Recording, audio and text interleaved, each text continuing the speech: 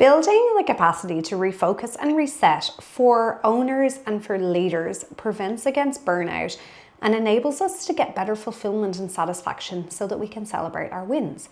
Whereas for teams, it prevents against cultural erosion and role seep. I'm Suzanne Rath, and you're listening to Endures for your daily dose of endurance leadership and life lessons. And today we are diving into step 5 of Endures, which is of course refocus and reset.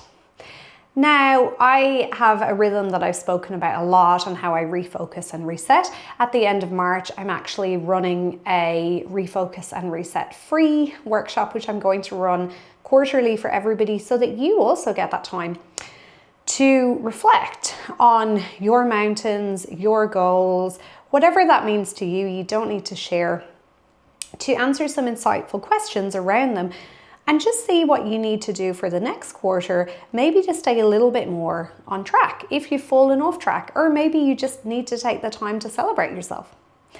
And so we're going to talk about what the 3 components are of refocus and reset and how these relate to individuals and teams. So number 1 is reflection.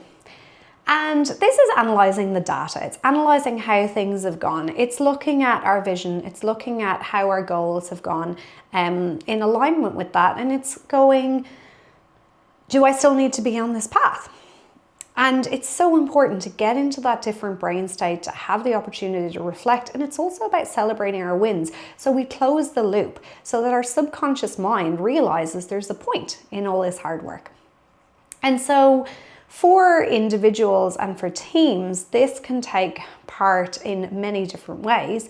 Obviously, if you're part of a coaching group, having those regular sessions with your coach where you're reflecting rather than constantly driving forwards is really useful. For teams, some of the things that we do in my clinical business and I've done with other teams are quarterly days, weekly rhythms, having a scorecard, monthly looking at KPIs, weekly looking at the wins and the little things that align with that scorecard. The next step is how we realign, and that's making sure that we're going in the right direction. And so for individuals, that is sometimes about, making sure that that direction aligns with us still, right? And that might be going, okay, this work opportunity looks great. I was really keen on that, but actually now I think about it, it doesn't really align with my values, or, there's something that's more important. So much like in recovery and in drive, we also learned how to change pace. It's about analyzing those things and checking the alignment just as much as it is making sure we're going in the right direction. And reallocating our time towards, the most important things for us rather than reactive tasks. And for teams, that can be things like career progression plans, like review of position descriptions so that we're not getting role creep, review of our culture and shared agreement on what our culture is so that we're not getting this cultural seep or this thing of, everything sort of going. And then the third piece is about recommitting. And so for individuals, that sometimes is about deciding your next move. And the next stage of Endures is, of course, how we elevate or what we elevate to next. And so often when I run a race, for example, I will have a period of recovery, but I'm already thinking what the next thing is and how I sort of plan out and structure my year just so I have a little goal or like something to aim to. It might be locking in a work project and committing to it publicly.